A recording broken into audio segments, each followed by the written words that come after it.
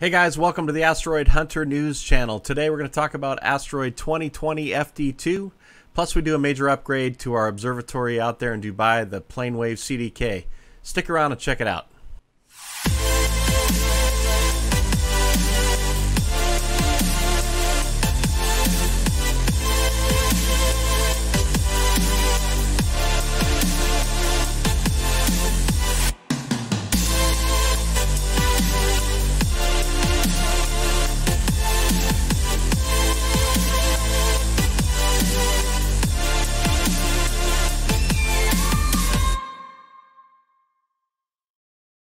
Alright guys, welcome to the Asteroid Hunter News channel.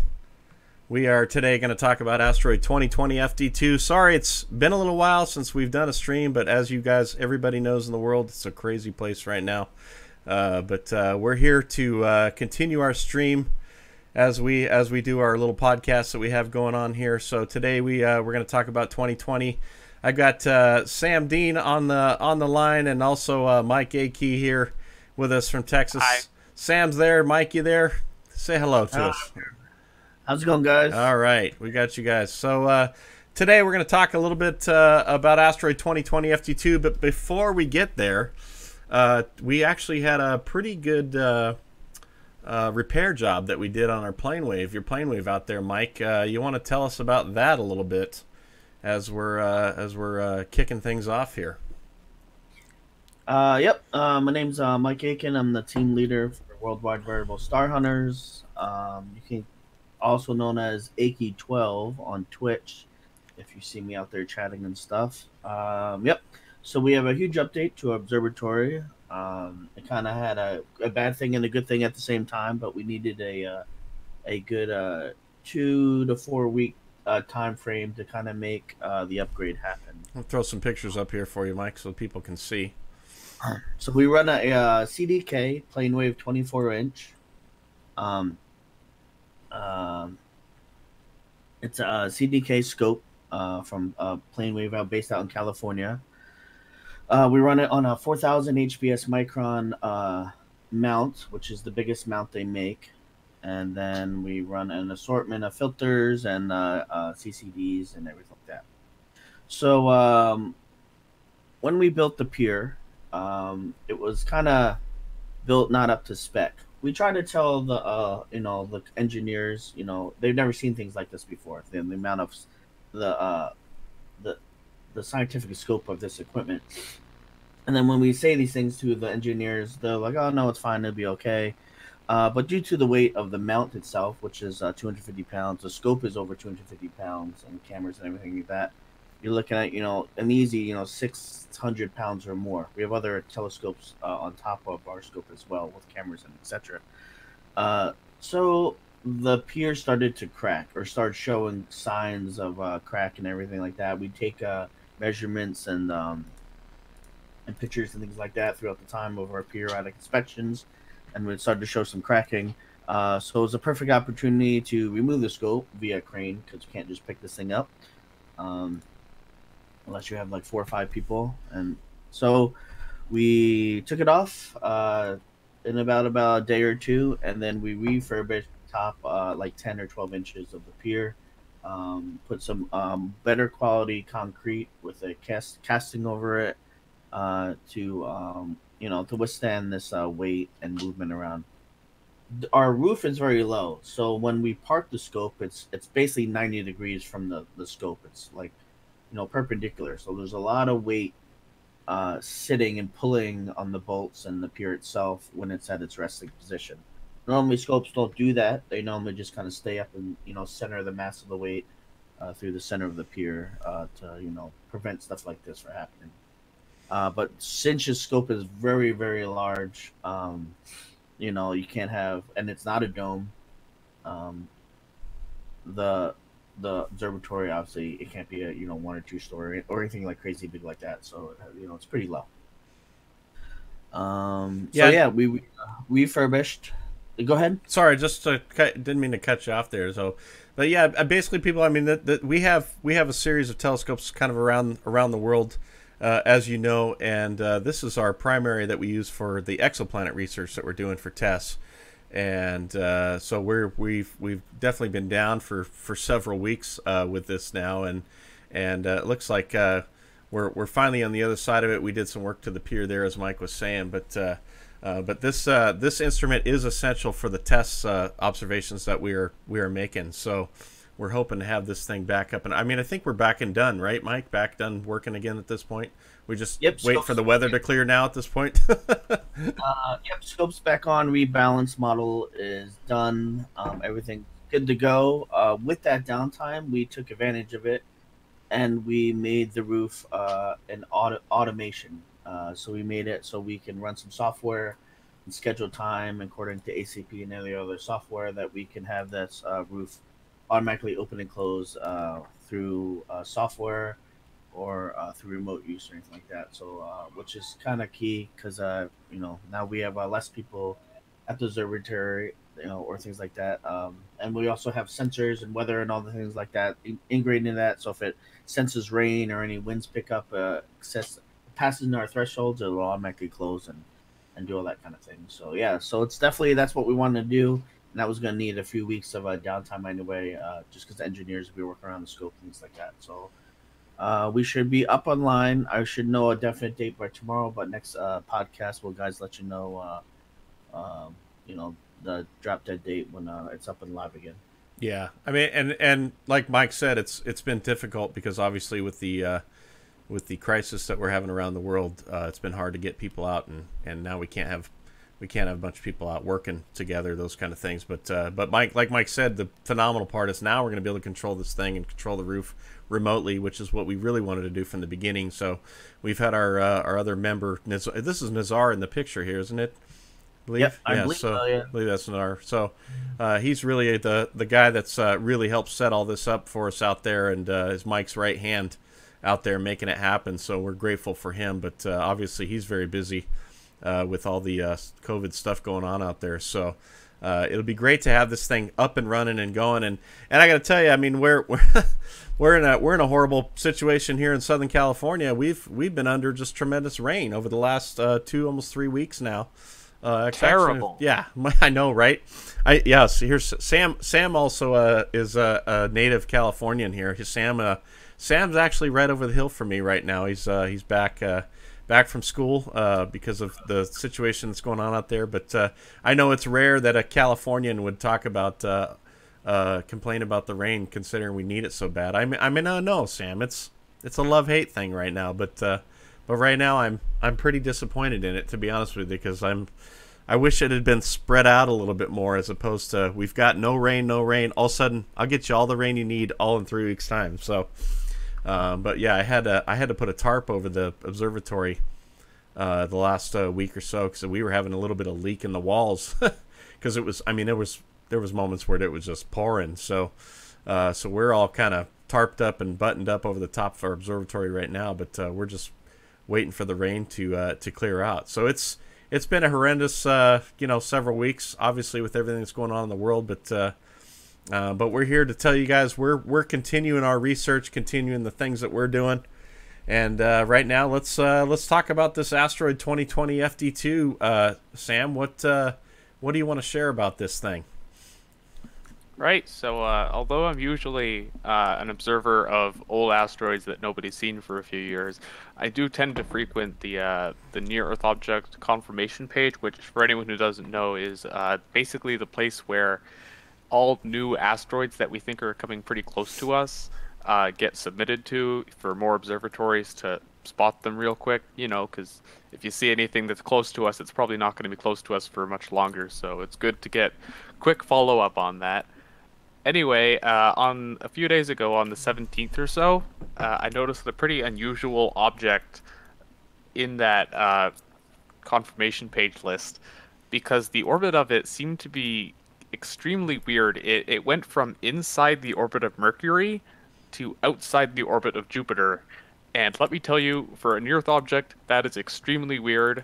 I looked up a list of other objects, and I found no other object that crosses the orbit of Jupiter, passes near Earth, and goes inside the orbit of Mercury at the same time. So this object seemed pretty weird. I checked for I checked with some other astronomers to see if they could get any follow-up images of it, and I got a couple which basically confirmed the orbit. But asteroids on this orbit are just extremely unusual because when an asteroid has an orbit that passes through that many orbital planes of that many planets, basically any one of those planets, Mercury, Venus, Earth, Mars, Jupiter, any one of those planets could just toss it off in some random direction. So if you've seen something on that orbit, it's probably not been on that orbit for a very long time. Yeah, this thing does not have very. I mean, we just discovered this somewhere. What was the date? Somewhere around 17th of March, just really few days ago. Really, and I'm only seeing 20 total observations on it in the Minor Planet Center. So it's absolutely new object as we know. So it's not too big either. A rough estimate, very rough, based on how bright it seems to us, it's probably somewhere around 20 to 50 meters across, depending on how light or dark the surface is. So it's definitely not too big as asteroids tend to go, but for an asteroid that passed closer to us than the moon does, that's pretty big and pretty unusual. Yeah. So I figured what's the velocity on it? Because it must have some very extremely high velocity. Oh man, it's got a pretty high velocity. Let's see, the relative velocity was 35 kilometers per second passing by us on March. Wow. But yeah, it swung in pretty close, didn't it? Yep. Interesting. So basically, the two big boys, the Sun and Jupiter, are playing catch. Are they playing catch, basically? That's pretty much. Probably right. Pretty yeah. much. Well, So you were comparing this to another orbit of something. Oh yeah. I figured I'd do a search on this object for if there was any kind of weird things associated with it. For instance, there could be a meteor shower. It could be the parent body of a meteor shower. Yeah. And I actually did find a meteor shower that seems to be somewhat associated with it. Let me check the name real quick. It's called the Daytime Kappa Aquarids. It's not the biggest shower. It's not the Perseids or anything. But it is a known meteor shower on a vaguely similar orbit to it that seems related. And the parent body of that meteor shower is a slightly bigger asteroid discovered way back in 2002 called 2002 EV11. 11, okay. And up to this point, they've generally kind of thought that 2002 EV11 was just the be-all, end-all cause of that meteor shower. But then we've got this second, tinier thing that's on the exact same, well, mostly the same orbit as 2002 EV11. So it's possible that this could be a tinier fragment of 2002 EV11, like a really, I guess you could say, a really big piece of that meteor shower, but still contributing to it quite a bit. Yeah, and again on EV11, I mean we're very few observations on that one as well. Only 88's what's this showing, so we don't know a lot about these objects that are out there, guys. I mean, that's the interesting part about all this. Well, one of the difficulties with observing asteroids on these orbits is that because their orbits are so wild and crazy in and out and stuff, you have a very short window of time to observe them when they're close to Earth, because when they're close to the Sun, you can't see them because they're so close to the Sun. And when they're near Jupiter, you can't see them because they're so far away from the Sun. So you have to kind of get a really lucky occurrence to be able to spot one of them. I mean, we only spotted 2020 FD2 because it came closer to us than the moon does, for Pete's sake.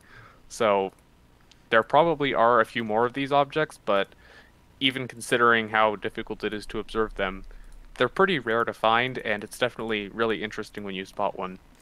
So I'm going to put up those two diagrams that you sent me here, so we can see the actual orbit, the EV11 on the right side and FD2 on the left side there.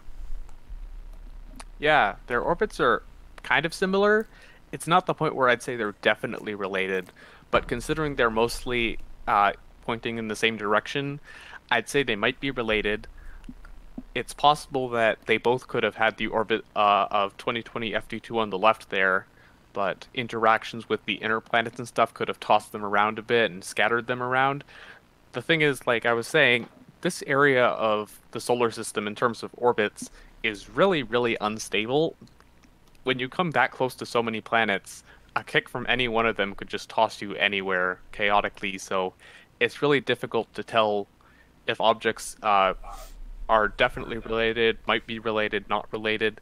really the only way to know for certain is to run their orbits forwards and backwards, which again is kind of difficult considering we've got so few observations of these things. But it's an emerging field, and I'm confident we'll learn quite a bit more in the coming years on this sort of object. Yeah, and it's interesting. I of course, people text me all the time. You know, like there's so much in the news of all the. There was something in the news the other day about asteroids flying by, but I feel like there's been quite a few discoveries of a lot of things over the last few months, because there's a number of these that are all labeled up as 2020 FS, 2020 FK, 2020 FK, 20. There was another one in here that I saw, but the point is I feel like we've definitely been. The sky surveys have been catching quite a few objects over the last few months, which has been really, really great, you know, to be able to see these things. So we've gotten massively better at observing near-Earth objects over the last few years alone. Like, you probably remember the Chelyabinsk event, right? Sure, in Russia out there, yeah. Back in 2013, an asteroid about as large as 2020 FD2 actually hit Russia. For anyone who didn't know, we didn't spot it beforehand. It was basically the biggest thing to hit us since the Tunguska event. It hurt a lot of people, man. It was a big thing. In Russia. Yeah, Russia seems like a meteor magnet, doesn't it? Well, and it's funny. I've researched that too, because people say that, like, but you know what?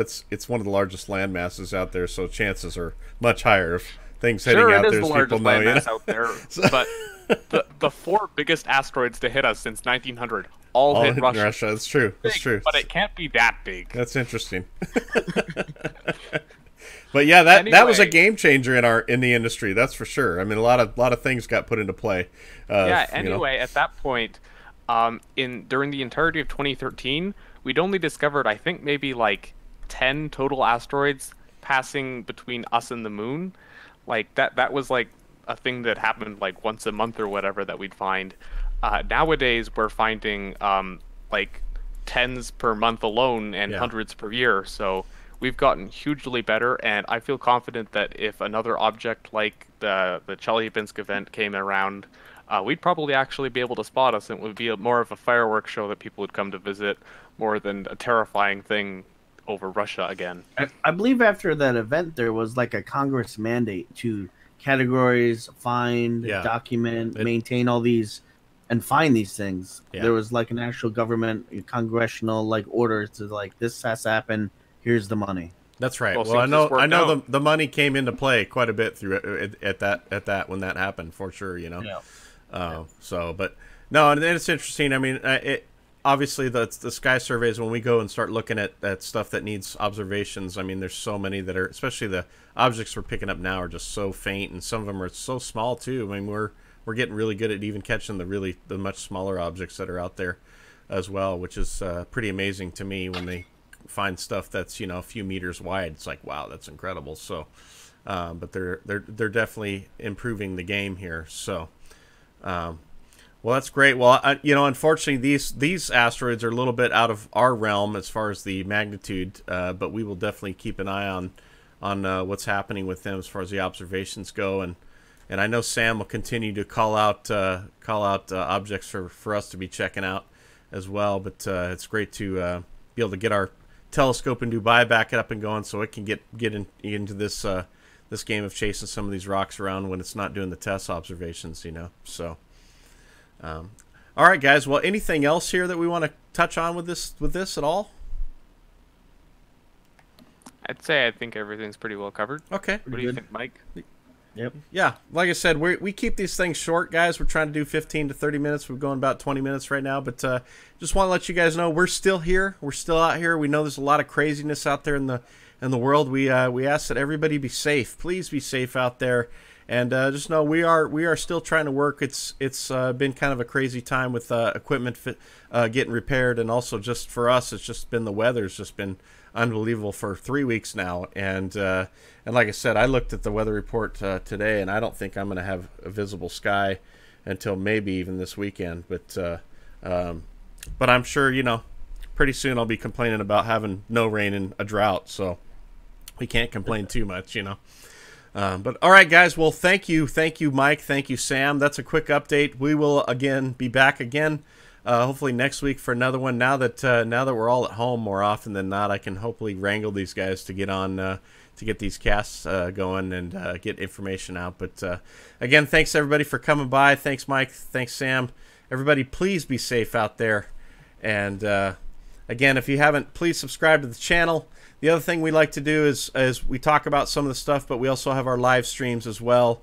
We are live on Twitch, and we show us actually taking these measurements of these objects. Mike also has a Twitch stream as well, and he shows the telescope out there in Abu Dhabi, the CDK. So you guys can watch it go down as we do this live. And please subscribe. The links will be below. Push that subscribe button. Give us a thumbs up. We appreciate your support. Also, you can join the Discord as well. There'll be a link down below. Sam is in there. You guys can pick his brain. We got an amazing little asteroid science discussion tab in there that you can. Sam shares some of the findings that he comes up with on a weekly basis, and you can have great discussion with him, and he can give you the rundown. So. All right, guys. Stay tuned for comet stuff. Yeah, absolutely. There's comet stuff out there going on for sure. So, all right, guys, thanks for coming by, and everybody enjoy the rest of your week, and please be safe out there, and we'll catch you again. Take care.